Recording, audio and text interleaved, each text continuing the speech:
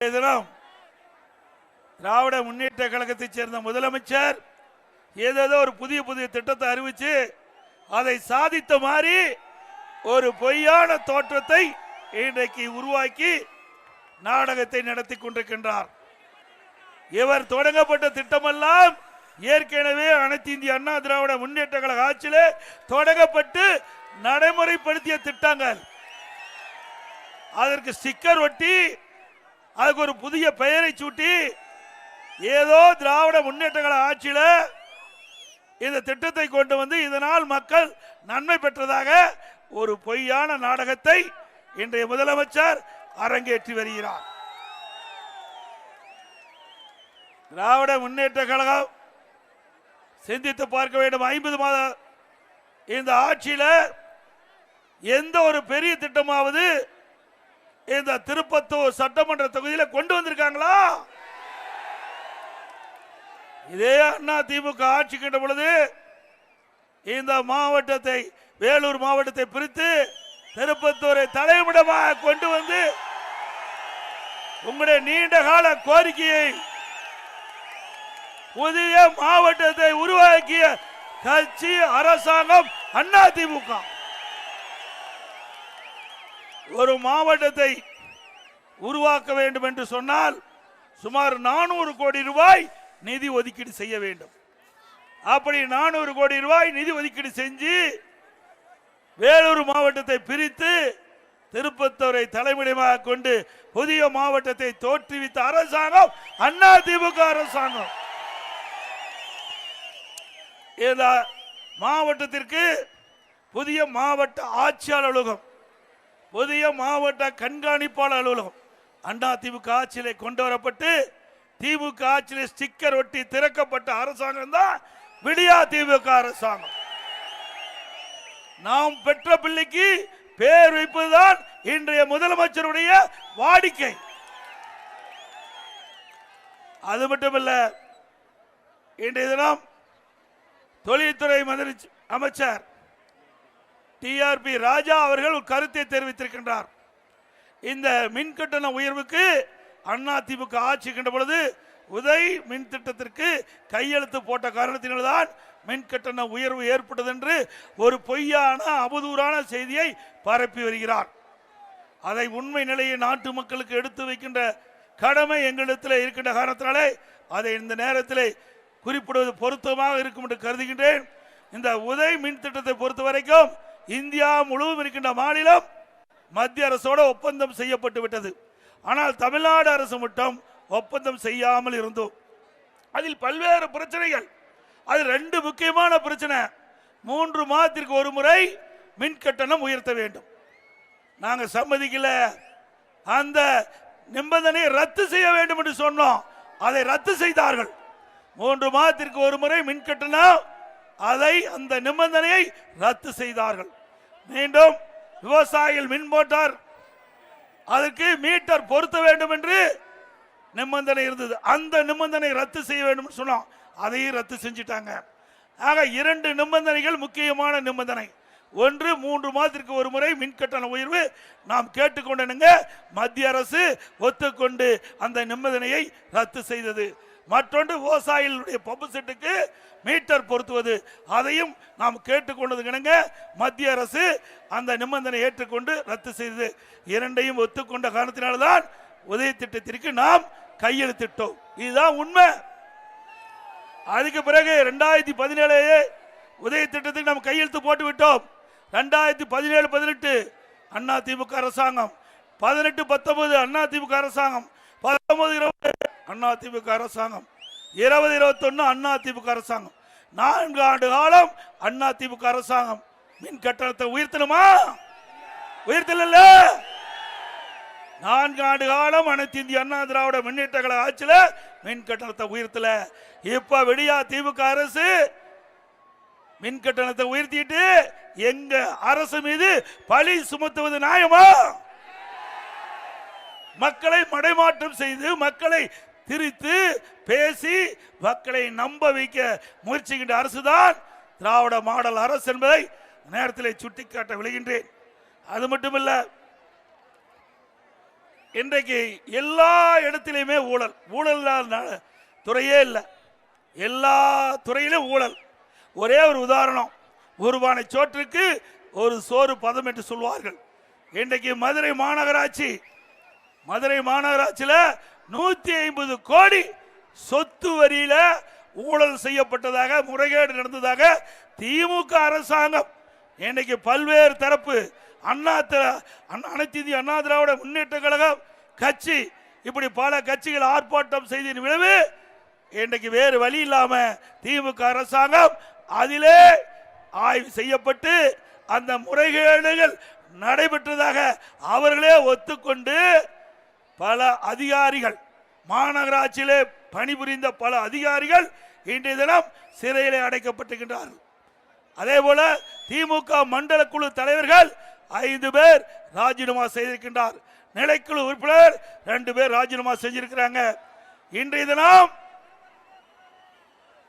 மதுரை மாநகராட்சி மேயருடைய கணவர் கைது செய்யப்பட்டிருக்கின்றார். மதுரையினுடைய மாநகராட்சி மேயர் அவருடைய கணவர் கைது செய்யப்பட்டிருக்கின்றார். யாருடைய ஆட்சி? திமுக ஆட்சி. யார் ஊழல் செய்தது? திமுக. திமுக ஊழல் செஞ்சது உண்மைதானே? இந்த திமுக ஆட்சியில திரு ஸ்டாலின் தலைமையில் இருக்கின்ற திராவிட முன்னேற்ற கழக அரசு தான் அந்த முறைகேடு நடைபெற்றதாக அறிவிக்கப்பட்டு அதிகாரிகள் கைது செய்யப்பட்டு சிறையில் இருக்கின்றார்கள். இன்றைய தினம் மேயருடைய கணவர் கைது செய்யப்பட்டு சிறையில் அடைக்கப்பட்டிருக்கின்றார். பல கட்சி சேர்ந்த திமுக கட்சி சேர்ந்த மண்டல குழு தலைவர் ராஜினாமா பண்ணியிருக்கிறாங்க. நாம சொன்னது உண்மைதானே? இதுவரைக்கும் நான் எல்லா கூட்டத்திலையும் சொல்லி வந்தேன், திமுக ஆட்சியில் ஊழல் நடைபெற்றுக் கொண்டிருக்கின்றது. அந்த ஊழல் முறைகேடு அண்ணா திமுக ஆட்சி வந்த பிறகு அதை கண்டறிந்து உரிய நடவடிக்கை எடுக்கப்படும் என்று சொன்னவுடன் திராவிட மாடல் அரசு, திமுக முதலமைச்சர் ஸ்டாலின் பயந்து போய் வேக வேகமா இந்த முறைகேடு நடைபெற்றது என்று ஒத்துக்கொண்டு அவருடைய ஆட்சியில அவருடைய கட்சிக்காரையை கைது செய்கின்ற அவலம் தமிழகத்திலே அரங்கேறிக்கின்றது. ஆக எதிர்கட்சி சொன்ன குற்றச்சாட்டு உண்மையாகிவிட்டதுல, உண்மைதானே? அதே போல திருநெல்வேலி மேயருக்கும் திமுக கவுன்சிலருக்கும் பிரச்சனை, அங்கேயும் பங்கு பிரிவில் பிரச்சனை. நம்பிக்கையில்லா தீர்மானம் யாரு கொண்டாரா? திமுக கவுன்சிலரே நம்பிக்கையில்லா தீர்மானம் திமுக மேயர் மேல, திருநெல்வேலி மேயர் மேல கொண்டாடுறாங்க. அங்க ஊழல். அதே போல காஞ்சிபுரத்தில் இருக்கின்ற திமுக மேயர் மீது திமுக கவுன்சிலர்களே நம்பிக்கையில்லா தீர்மானம் கொண்டாடுறாங்க. எதனால? அங்க பங்கு பிரிப்பதில். ஆக திராவிட முன்னேற்ற கழக ஆட்சியிலே லஞ்ச லாவணியம் ஊழல் முறைகேடு நடைபெற்றுவதாக இந்த அரசாங்கமே ஒத்துக்கொள்கிறது. உண்மைதானே? அதோட சென்னை மாநகராட்சியில் மிக மிக கொடுமையானது, எப்படியெல்லாம் மக்களுடைய வரிப்பணத்தை திராவிட முன்னேற்ற கழக அரசாங்கம், திராவிட முன்னேற்ற கழகத்தை சேர்ந்த மாநகராட்சியில் இருக்கின்ற அந்த கட்சியை சேர்ந்த பொறுப்பாளர் கொள்ளையடிக்கிறார் என்பதை எண்ணி பாருங்க. இந்த டாய்லெட் சுத்தம் பண்றாங்க, கழிப்பறையை சுத்தம் செய்யறாங்க. அதுல ஒரு டாய்லெட் சுத்தம் செய்வதற்கு ஒரு நாளைக்கு 800 ரூபாய். எங்கேயாவது அது கக்குசு, பச்சையா சொன்ன கக்குஸ் கழுவுவது கூட ஊழல் செய்த ஒரே அரசாங்கம் திமுக அரசாங்கம். கேடு கட்ட அரசாங்கம். கேவலமா இல்ல? கக்குசுல போய் ஊழல் செய்கிற அரசாங்கம் தொடர வேண்டுமா? ஒரு டாய்லெட் சுத்தம் செய்வதற்கு 800 ரூபாய். 1000 கோடி ஊழல். சென்னை மாநகராட்சியில் 1000 கோடி இந்த டாய்லெட் சுத்தம் செய்வதிலே விடப்பட்ட டெண்டர்ல 1000 கோடி. இது பத்திரிகையில் வந்திருக்குது. நாம சொன்னா கூட ஒத்துக்க மாட்டாங்க. ஒரு ஆங்கில பத்திரிகையிலே டைம்ஸ் ஆஃப் இந்தியா ஆங்கில நாளேடுல போட்டு கிழிச்சு இந்த ஆட்சியை அசிங்கப்படுத்தி இருக்கிறான். ஏன்னா நாம சொன்னா வேணும்னு அண்ணா திமுக எதிர்கட்சி எடப்பாடி பழனிசாமி பஸ்ல போய் கத்தி பொய்யா பேசுறான்னு சொல்றார். ஆங்கில நாளேடில் வந்த செய்தி இந்த ஊழல் அதிமுக ஆட்சி வந்த பிறகு சென்னை மாநகராட்சியில் நடைபெற்ற ஊழல்கள் முறைகேடுகளை கண்டறியப்பட்டு நடவடிக்கை எடுக்கப்படும்.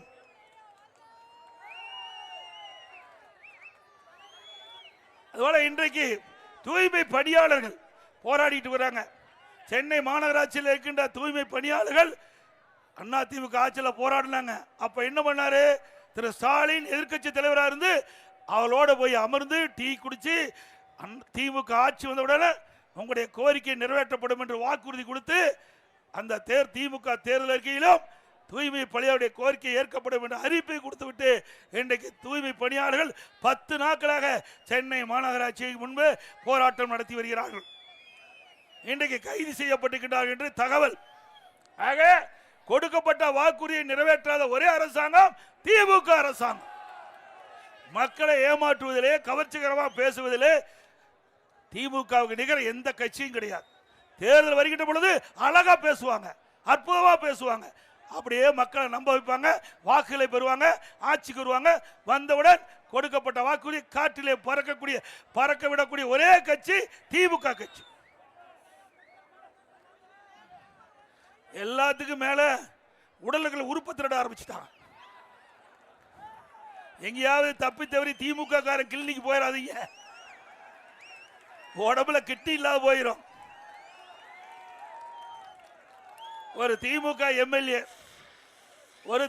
எம்எல்ஏ உடைய நிறுவனம், அந்த நிறுவனத்தில் இந்த வறுமையில் வாடுகின்ற நாமக்கல் மாவட்டம் பள்ளிப்பாளையம் பகுதியில் வறுமையில் வாடுகின்ற அந்த மக்கள் தங்களுடைய உறுப்புகளை விற்று, அதாவது உறுப்புகளை திருடுறதுக்கு ஒரு குரூப் இருக்குது, அவர்கிட்ட போய் அந்த பணத்தாசை கட்டி, ஏழைகளுக்கு பணத்தாசை காட்டி அந்த உறுப்புகளை திருடுகின்ற ஒரு கும்பல்.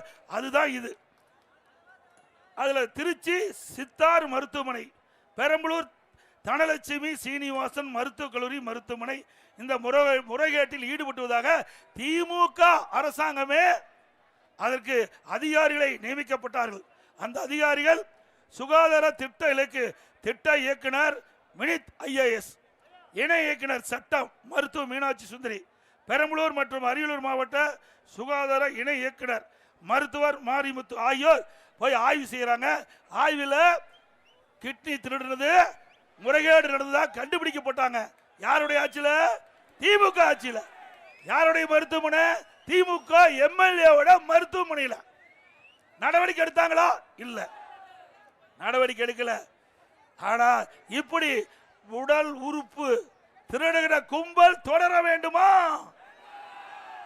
இது எவ்வளவு பெரிய மோசடி, எவ்வளவு பெரிய மோசடிங்க. அவருடைய ஏழ்மையை பயன்படுத்தி அவருடைய கிட்னியை எடுத்து விற்பனை செய்வது ஒரு காலம் ஏற்றுக்கொள்ள முடியாது. இது கண்டனத்துக்குரியது என்பதை நேரத்தில் தெரிவித்து, இதுவரைக்கும் அந்த மருத்துவமனை அந்த அறுவை சிகிச்சை உறுப்பு மாற்று அறுவை சிகிச்சை செய்வது மட்டும் அனுமதியை ரத்து பண்ணியிருக்காங்க. அதில் ஈடுபட்டவர்கள் எவரையும் கைது செய்யல. காரணம் திமுக எம்எல்ஏவோட அந்த மருத்துவமனை, அதனால கைது செய்யல. ஒரு சாதாரண பிரச்சனைனா உடனே கைது செஞ்சுட்டு போறாங்க. உறுப்பை திருடுறவங்கள விட்டு வைக்கலாமா? அது மட்டும் இல்ல, அவர் பத்திரிகையில பேட்டி கொடுக்கிறார். அந்த எம்எல்ஏ ஒரு சட்டமன்ற உறுப்பினர், மக்களுடைய பிரதிநிதி பேட்டி கொடுக்கிறார். ரோல்ஸ் ராய் கார் வாங்க ஊர் மக்களின் கிட்டியை கலற்ற வேணுமா? ஓட்டு போட்டு தேர்ந்தெடுத்த மக்களுக்கு என்ன பரிசு பாரு. ரோல்ஸ் ராய் கார் வாங்க ஊர் மக்கள் கிட்னியை கலற்ற வேண்டும். யாரு பேட்டி கொடுக்கிறாரு? எம்எல்ஏ. இப்படிப்பட்ட கட்சி நாட்டுக்கு தேவையா? ஆதாரத்தோட பேசுறோம். அவர் பேட்டி கொடுக்கிறார். நான் எங்களுடைய கார் 12 கோடி, எவ்வளவு கிட்னி திருநா தான் 12 கோடி கிடைக்கும்னு அவரே ஒத்துக்கிட்டார். கிட்னி திருநத அவரே ஒத்துக்கிட்டார் தான் இந்த பேட்டியிலிருந்து தெரிய வருது. ஆக இப்படிப்பட்ட திராவிட முன்னேற்ற கழக மக்கள் ஒரு ஆட்சி தொடர வேண்டுமா? சட்ட ஒழுங்கு அடியோடு சீர்கட்டு விட்டது. பெண்களுக்கு பாதுகாப்பு இல்ல, சிறுமிக்கு பாதுகாப்பு இல்ல, பாட்டி வரைக்கும் பாதுகாப்பு இல்ல. பாட்டி கூட விட்டு வைக்க மாட்டேங்கிறானுங்க. அவ்வளவு மோசமான ஆட்சி, அவ்வளவு ஆட்சி. இந்த ஆட்சி மீண்டும் வர வேண்டுமா? நீங்க தான் நீதிபதிகள், நீங்க தான் எஜமானர்கள். ஒரு ஆட்சி கொண்டு வரக்கூடிய சக்தி உங்களிடத்தில் தான் இருக்கின்றது. இன்றைக்கு தமிழகத்திலே மக்களுக்கும் பாதுகாப்பு இல்லை. இன்னைக்கு கூட திருப்பத்தூர்ல நினைக்கிறேன், ஏதோ செல்போனை திருட்டு போனாங்களா, நகையா ஏதோ ஒருத்தர் திருடுறாரு, தட்டி கேட்கல, கத்தியில குத்திடுறாங்க, மருத்துவமனையில் இருக்கார், இன்றைக்கு ட்ரீட்மெண்ட்ல இருக்கிறார். இப்படி எங்க பார்த்தாலும் திருட்டு, கொலை, கொல்ல, திருட்டு, வழிப்பறிவு, சட்ட ஒழுங்கு ஒட்டுமொத்தமாக தமிழகத்தில் சீர்குலைந்து விட்டது. உண்மைதானே? எங்கேயாவது மக்களுக்கு பாதுகாப்பு இருக்குதா? இன்றைக்கு காலையில் அறிவிச்சார் திரு வீரமணி அவர்கள் ஒரு ஆலோசனை கூட்டத்தை ஏற்பாடு பண்ணியிருந்தார். அப்போ அங்க இருக்கின்ற இந்த மெடிக்கல் ஷாப் வச்சிருக்கிற ஒருவர் வந்து பேசினார். நாங்க இரவுல மெடிக்கல் கடையை திறந்து வச்சிருக்கிறோம், எங்களை மிரட்டுறாங்க, பயமா இருக்குதுங்கிறார். ஆக அப்ப நான் சொன்னேன், நீங்க மட்டும் பயப்படுறீங்க, ஒட்டுமொத்த நாட்டு மக்களும் பயந்துட்டு இருக்கிறாங்க. உண்மைதானே? 2 நாளைக்கு முந்தி சேலம் மாவட்டம் ஆத்தூர்ல பட்டம் பகல்ல ஒரு நகைக்கடையில் ஒரு நகை வாங்குற மாதிரி போய் நகை வாங்கிட்டு இருக்கார். நகையெல்லாம் அதனுடைய கடையினுடைய உரிமையாளர் நகை காட்டிட்டு இருக்கார். அப்படியே நகை பார்க்குற மாதிரி பார்த்துக்கிட்டு கையில் இருந்த ஆசிட் எடுத்து முகத்தில் அடிக்கிறாங்க. உடனே அந்த நகையை போய் எடுத்துட்டு ஓடுறாரு, விரட்டி பிடிச்சிட்டு இருக்கார். மக்கள்லாம் விரட்டி கொண்டு அந்த நபரை விரட்டிட்டு போய் பிடிச்சு காவல்துறை ஒப்படைச்சிருக்காங்க. இப்படி பட்டம் பகல்ல கொள்ளையடிக்கின்ற இந்த ஆட்சி வேண்டுமா? சிந்திச்சு பாருங்க. ஒரு குற்றம் செய்வதற்கு அச்சம் வேணும், காவல்துறை மீது ஒரு பயம் வேணும். அச்சம் இருந்தா தான் குற்றச்செயலை கட்டுப்படுத்த முடியும். ஆனா இன்றைக்கு திராவிட முன்னேற்ற கழக ஆட்சியில காவல்துறையுடைய கைகள் கட்டப்பட்டுகின்றன, காவல்துறை செயலிழந்து இருக்கின்றது என்பதை நீங்கள் எண்ணி பார்க்க வேண்டும். மிக மோசமான ஆட்சி. இன்றைக்கு பயிர வேலி காக்கின்றது, அதுபோல மக்களை பாதுகாப்பது காவல்துறை. அந்த காவல்துறைக்கே இன்றைக்கு பாதுகாப்பு இல்லை. இன்றைக்கு கோயம்புத்தூர் திருப்பூர் மாவட்டத்தில் ஒரு தோட்டத்தில் அண்ணன் தம்பி 2 பேரும் சண்டையிட்டு இருக்கிறாங்க. உடனே காவல் நிலையத்துக்கு புகார் வருது. அவர் உதவி காவல் ஆய்வாளர் அங்க இடத்துக்கு போகிறார். அங்க போய் சண்டையிட்டு இருக்கிறவருக்கு சமாதானம் படுத்திட்டு இருக்கிற நேரத்தில் ஒருவர் அவரை கழுத்தறுத்து கொண்டு விடுறார். யார்? எஸ்ஐய கழுத்தறுத்து கொலை செய்கிறார்.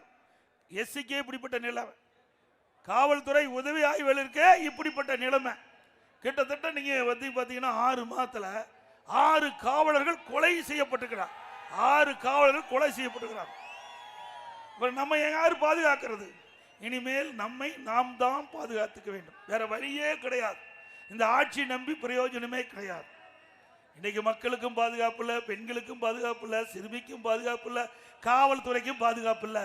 ஒரு மோசமான ஒரு சட்ட ஒழுங்கு சீர்குலைந்து சந்தி சிரிக்கின்ற ஆட்சியை திராவிட முன்னேற்ற கழக ஆட்சி இருக்கின்ற என்பதை இந்த நேரத்தில் நான் தெரிவிக்க விரும்புகின்றேன்.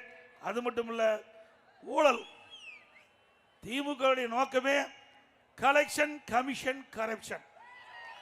இதுதான், வேற ஒன்றும் கிடையாது. இதுதான் நடக்குது. உதாரணத்துக்கு டாஸ்மாக் கடையில் நம்மால் யாரும் போகாதீங்க. டாஸ்மாக் கடையில் 6000 கடை இருக்குது தமிழ்நாட்டில். இதில் ஒரு பாட்டிலுக்கு 10 ரூபா அதிகமாக கொடுத்தா தான் டாஸ்மாக் கடையில் பாட்டில் கொடுப்பான். ஒரு நாளைக்கு 1.5 கோடி பாட்டில் விற்குது. ஒரு நாளைக்கு இந்த 10 ரூபா அதிகமாக வாங்கினால 15 கோடி மேலிடத்துக்கு போதா சொல்கிறாங்க. அப்படின்னா மாதத்துக்கு 450 கோடி இந்த 10 ரூபானால இன்றைக்கு மேலிடத்துக்கு போயிட்டு இருக்குது. மாசத்துக்கு 450 கோடி, வருஷத்துக்கு 5400 கோடி இந்த 10 ரூபா பாட்டிலுக்கு வசூல் செஞ்சாலே இவ்வளவு ரூபா மேலிடத்துக்கு போகுது. 4 வருஷத்துல 22,000 கோடி இந்த பாட்டில் விற்பனையின் மூலம் மேலிடத்துக்கு போயிருக்குது. இப்படிப்பட்ட கேடுகட்ட ஆட்சி, ஊழல் ஆட்சி தேவையா? அண்மையில் மத்திய அரசு இந்த டாஸ்மாக்ல 1000 கோடி முறைகேடு நடைபெற்றதாக கண்டுபிடித்து பத்திரிகையில் செய்தி வெளியிட்டு இருக்கிறாங்க. அது இல்லாம 40,000 கோடி இதுல முறைகேடு நடந்ததாக கண்டறியப்பட்டிருக்குது.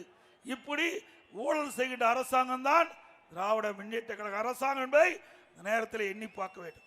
அனைத்து இந்திய அண்ணா திராவிட முன்னேற்ற கழக அரசு இருக்கின்ற பொழுது நிறைய திட்டங்களை கொண்டு வந்து நிறைவேற்றணும். பல திட்டங்களை கொண்டு வந்தோம்.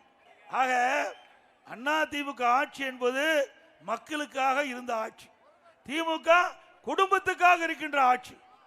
குடும்பத்துக்காக இருக்கின்ற ஆட்சி. அது ஒரு வாரிசு அரசியல்.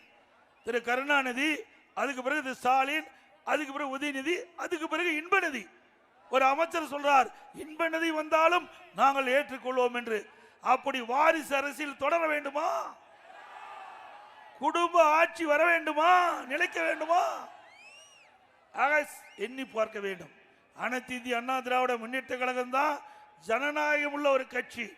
சாதாரண தொண்டன் கூட கட்சியில உயர்ந்த பதவிக்கு வர முடியும். சாதாரண தொண்டன் கூட எம்எல்ஏ ஆக முடியும், எம்பி ஆக முடியும், மந்திரி ஆக முடியும், முதலமைச்சர் கூட ஆக முடியும். திமுக வர முடியுமா? ஒரு உதாரணத்துக்கு சொல்றேன். திரு இங்க இருக்கின்ற இந்த ஒருங்கிணைந்த மாவட்டத்தில் இருந்தார், அதாவது நீர்வளத்துறை அமைச்சர். அவர் அந்த திமுக கட்சியிடம் எதிர்கட்சி தான். நான் அவருக்கு ஆதரவாலாம் பேசல, ஒரு உதாரணத்துக்காக பேசுறேன். திரு துரைமுருகன் தான் சட்டமன்றத்தில் அதிக நாட்கள் சட்டமன்ற உறுப்பினராக இருந்த ஒருவர். அதிக நாள், இதுவரை யாரும் இல்லை அந்த அளவுக்கு அதிக நாள் சட்டமன்ற உறுப்பினராக இருந்தவர். எமர்ஜென்சியில் ஜெயிலுக்கு போனார், மிஸ்ஸால ஜெயிலுக்கு போனார். அவருக்கு துணை முதலமைச்சர் கிடைக்கல. இந்த திமுக கட்சிக்கு உழைத்தவருக்கு அங்க இடம் இல்லை. யாரு? திரு கருணாநிதி குடும்பத்தில் பிறந்த திரு கருணாநிதியுடைய பேரன் ஸ்டாலினுடைய மகன், அவருக்கு துணை முதலமைச்சர். அந்த கட்சியில ஜனநாயகம் இருக்குதா? நான் எதிர்கட்சி வரிசையில் கோந்திருக்கிறேன். திரு முதலமைச்சர், அப்புறம் திரு அண்ணன் துரைமுகன், அப்புறம் தான் உதயநிதி. அவர் இப்படி பார்த்துக்கிட்டே இருப்பார், பாவம் பொக்குன்னு பார்த்துட்டு இருக்காரு. வயசாகி போச்சு. நான் நினைச்சேன், நீங்க இருக்க வேண்டிய இடம் அண்ணா திமுக, போய் திமுக இருந்ததுனாலதான் உங்களுக்கு இந்த வாய்ப்பு கிடைக்கல. உண்மைதானே? அண்ணா திமுக நான் இருக்கங்க உங்க முன் பேசிக்கிட்ட வாய்ப்பு கிடைச்சிருக்குது. அண்ணா திமுக சகோதரர் வீரமணி இருக்க மாவட்ட செயல் மந்திரி ஆயிருக்காரு. திமுக வர முடியுமா?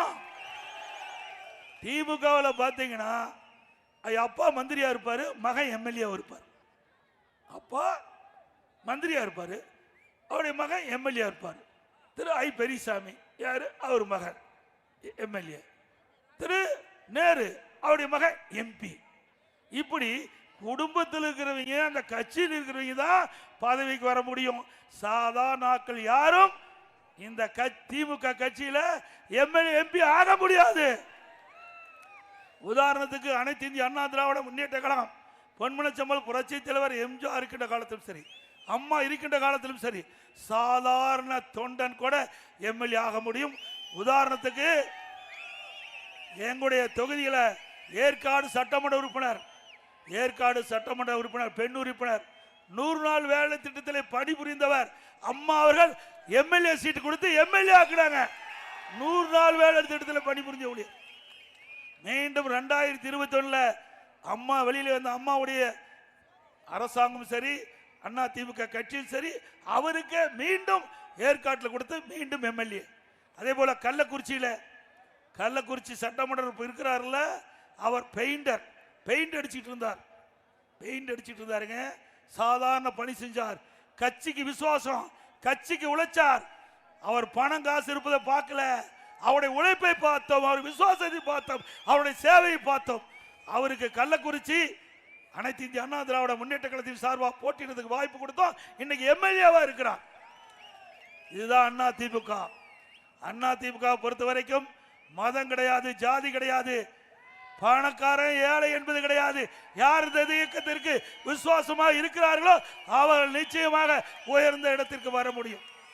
நிறுவனம் அண்ணா திமுக வர முடியுமா? சாதாரண ஏழை வர முடியுமா?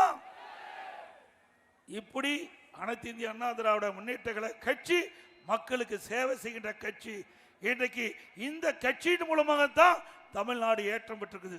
பொன்மனச்செம்மல் புரட்சி தலைவர் எம்ஜிஆர் காலத்திலும் சரி, இதயம் புரட்சி தலைவர் அம்மா காலத்திலும் சரி, நிறைய திட்டங்களை கொண்டு வந்து தமிழகம் இந்தியாவிலேயே ஒரு முதன்மை மாநிலமாக காட்சி அளித்திருக்கு என்று சொன்னால் அதற்கு அடித்தளமிட்டது அனைத்து இந்திய அண்ணா திராவிட முன்னேற்ற கழக அரசாங்கம் நேரத்தில் தெரிவிக்க விரும்புகின்றேன். இன்றைக்கு கல்வியிலே மிகப்பெரிய வளர்ச்சியை பெற்றுக்கிறோம். உங்களுடைய சகோதரர் திரு வீரமணி கூட இன்றைக்கு பள்ளி கல்வித்துறை அமைச்சராக இருந்தார். இன்றைக்கு அரசு பள்ளி கல்வித்துறையில் நிறைய திட்டங்களை கொண்டு நிறைவேற்றணும். அதோட புதிய புதிய அரசு பள்ளியை திறக்கப்பட்டு ஏழை எளிய நடுத்தர குடும்பத்தில் பிறந்த மாணவ மாணவி அந்த பகுதியிலேயே கல்வி கற்கக்கூடிய சூழ்நிலை உருவாக்கி இந்தியாவிலேயே கல்வி கற்பதில் தமிழ்நாடு முதலிடம். இன்றைக்கு என்ன 207 அரசு பள்ளிகள் மூடப்பட்டு விட்டன. 207 அரசாங்க பள்ளிகள் மூடப்பட்டு விட்டன. அப்படி என்ன இந்த நிர்வாகம் எப்படி இருக்குது என்பதை எண்ணி பாருங்க. இதை திறந்தது என்ன நோக்கம்? அரசு பள்ளியில் திறக்கின்ற நோக்கம் என்ன? அந்த பகுதியில் ஏழை மக்கள் அதிகமாக இருக்கின்ற பகுதியில் அரசு பள்ளியில் திறக்கப்பட்டு அங்கே இருக்கின்ற மாணவர்கள் சேர்க்கப்பட்டு அந்த மாணவர்களுக்கு கல்வி கொடுக்க வேண்டும். அதுதான் அண்ணா திமுகவுடைய லட்சியமா இருந்தது.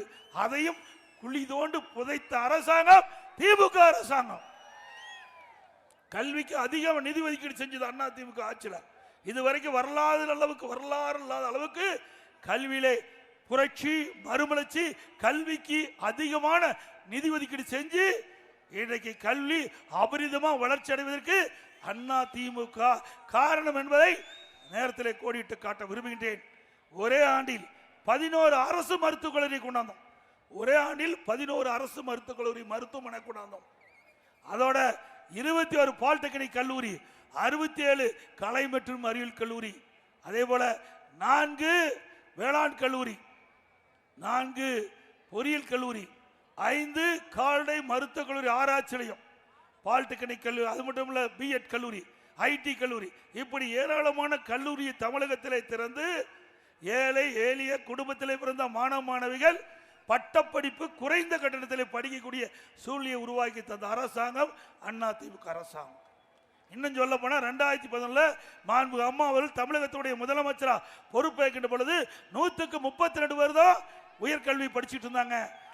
2019-20 154 பேர் பட்டப்படிப்பு படிக்கக்கூடிய நிலையை உயர்த்தி இந்தியாவிலேயே உயர்கல்வி படிப்பதில் முதல் மாநிலம் தமிழ்நாடு.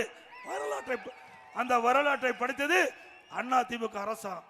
எதற்காக சொல்லிட்டு சொன்னால், திமுக அரசாங்கத்திற்கும் அண்ணா திமுக அரசாங்கத்திற்கும் ஒப்பிட்டு பாருங்க, எந்த ஆட்சி சிறந்த ஆட்சி என்பதை நீங்களே முடிவு செய்யுங்க.